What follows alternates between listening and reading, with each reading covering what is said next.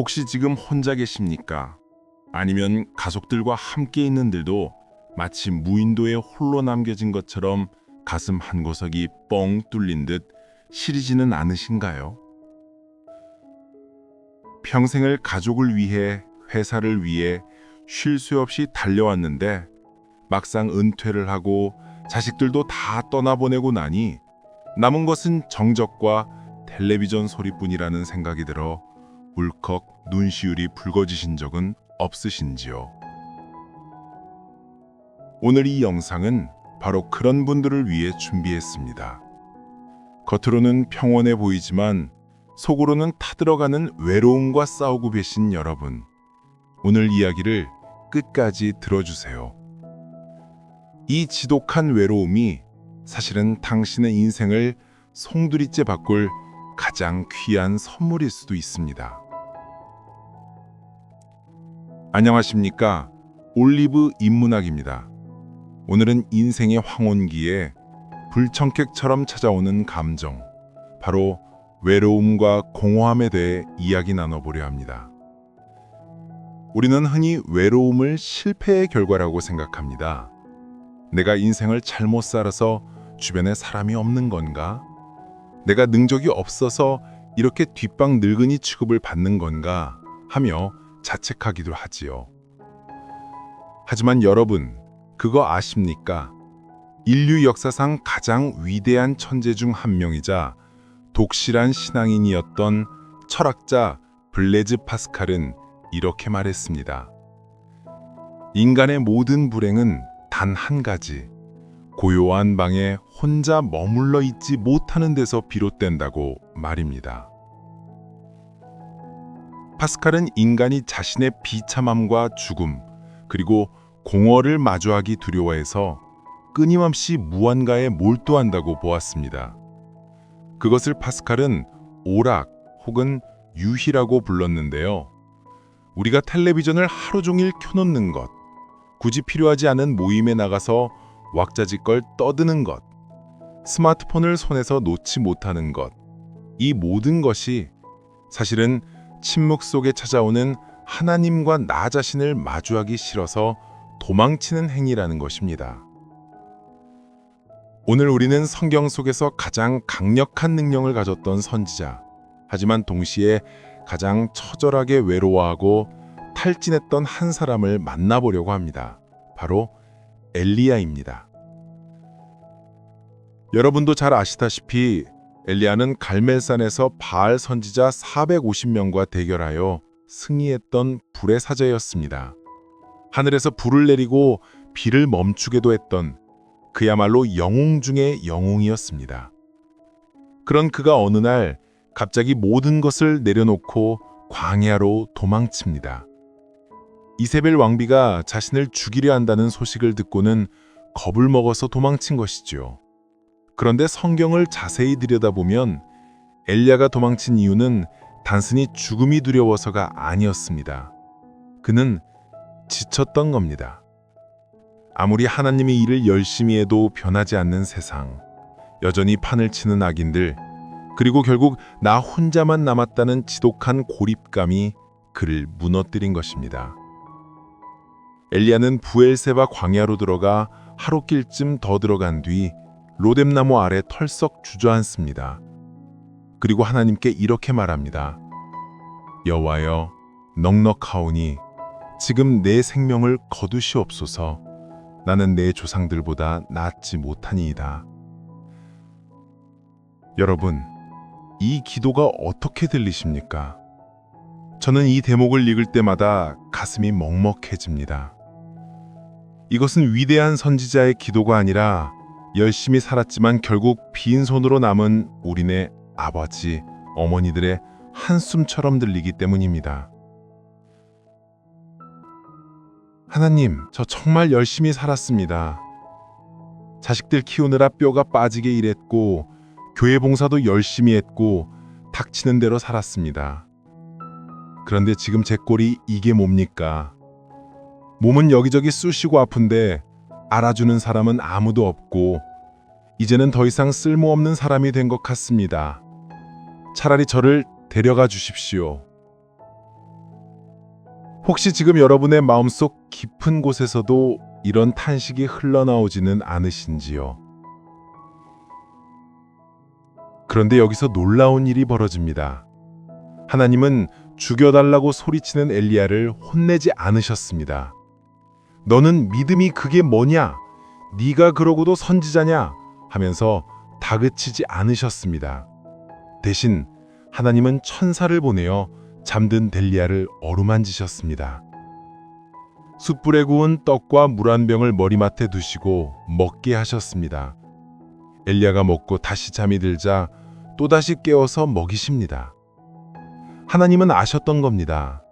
지금 엘리야에게 필요한 것은 설교나 훈계가 아니라 따뜻한 밥 한 끼와 깊은 잠, 그리고 위로라는 사실 말입니다. 여러분, 지금 외롭고 지치셨습니까? 그렇다면 억지로 힘을 내려 하지 마십시오. 무언가 대단한 신앙심으로 이겨내려 하지 마십시오. 그냥 로뎀나무 아래 쓰러진 엘리야처럼 하나님 앞에 있는 그대로 여러분의 지친 몸과 마음을 내어 맡기십시오. 잘 먹고 잘 자고 쉬는 것, 그것이 회복의 첫걸음입니다. 그렇게 몸을 추스린 엘리야는 40주 40야를 걸어 하나님의 산 호렙에 도착합니다. 거기서 하나님은 엘리야를 만나십니다. 그런데 하나님이 나타나시는 방식이 참으로 기가 막힙니다. 크고 강한 바람이 산을 가르고 바위를 부수지만 그 바람 가운데에 여호와께서 계시지 않았습니다. 바람 후에 지진이 있으나 지진 가운데에도 여호와께서 계시지 않았습니다. 지진 후에 불이 있으나 불 가운데에도 여호와께서 계시지 않았습니다. 그리고 불 후에 세미한 소리가 들려옵니다. 아주 작고 조용한 소리, 침묵에 가까운 그 소리 속에서 하나님은 엘리야를 만나주셨습니다. 이것이 무엇을 의미할까요? 파스칼의 이야기로 다시 돌아가 보겠습니다. 우리는 인생의 화려한 성공, 시끌벅적한 잔치, 남들이 우러러보는 명예 같은 강한 바람과 지진과 불 속에서 하나님을 찾으려 합니다. 내가 사업에 성공해서 돈을 많이 벌면 하나님이 축복하신 것이고, 자식이 좋은 대학에 가서 자랑거리가 생기면 은혜를 입은 것이라고 생각합니다. 물론 그것도 감사할 일입니다. 하지만 정작 하나님이 우리 영혼 깊숙이 찾아오시는 순간은 그 모든 소음이 사라지고 난 뒤 내가 철저히 혼자가 되었을 때 들려오는 세미한 음성 속입니다. 나이 들어 찾아오는 외로움은 형벌이 아닙니다. 그것은 세상의 소음을 차단하고 오직 하나님과 독대하라는 신호입니다. 젊은 날 우리는 너무 바빴습니다. 사람 만나느라, 돈 버느라, 아이들 뒷바라지하느라 정작 내 영혼의 주인 되신 분과 깊은 대화를 나눌 시간이 없었습니다. 이제 하나님은 여러분을 그 번잡한 세상에서 불러내어 호렙산 동굴 앞 고요한 자리로 초대하고 계신 것입니다. 이제야말로 진짜 기도를 할 수 있는 시간입니다. 보여주기 위한 기도가 아니라 내 영혼의 밑바닥을 털어놓는 진실한 대화 말입니다. 많은 분들이 은퇴 후에 명함을 잃어버리고 나면 내가 아무것도 아닌 존재가 된 것 같아 견딜 수 없어 하십니다. 그래서 자꾸 옛날 이야기를 합니다. 내가 왕년에 말이야, 내가 젊었을 때는 말이야 하면서 과거의 영광을 붙들려고 합니다. 파스칼은 이것을 비참함이라고 했습니다. 현재의 나를 직면하지 못하고 과거의 환상이나 미래의 걱정으로 도망가는 것이죠. 하지만 하나님은 엘리야에게 말씀하십니다. 어찌하여 여기 있느냐? 이 질문은 너 왜 도망 왔냐고 꾸짖는 것이 아닙니다. 네가 있어야 할 곳은 사람들의 환호와 갈채가 있는 곳이 아니라 바로 여기, 나의 앞이라는 뜻입니다. 엘리야는 자신이 혼자 남았다고 생각했습니다. 오직 나만 남았거늘 그들이 내 생명을 찾아 빼앗으려 하나이다. 이것이 엘리야의 고통의 핵심이었습니다. 고립감이죠. 하지만 하나님은 그 세미한 음성 끝에 놀라운 사실을 알려주십니다. 바알에게 무릎 꿇지 않은 7,000명을 내가 남겨두었다. 엘리야는 혼자가 아니었습니다. 단지 자신의 아픔과 외로움에 갇혀서 보지 못했을 뿐입니다. 여러분도 마찬가지입니다. 지금 이 순간 나만 늙고 병든 것 같고, 나만 자식들에게 소외당한 것 같고, 나만 덩그러니 남겨진 것 같으십니까? 아닙니다. 하나님은 여러분을 위해 예비한 은혜를 감추어 두셨습니다.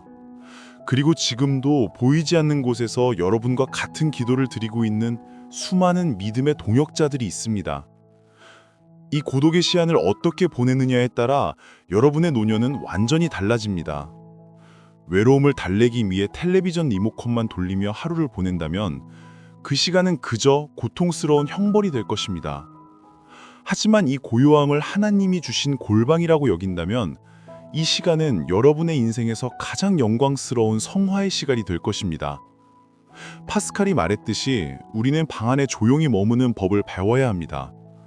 그 침묵 속에서 비로소 우리는 껍데기뿐인 내가 아니라 하나님이 지으신 존귀한 본래의 나를 만날 수 있기 때문입니다.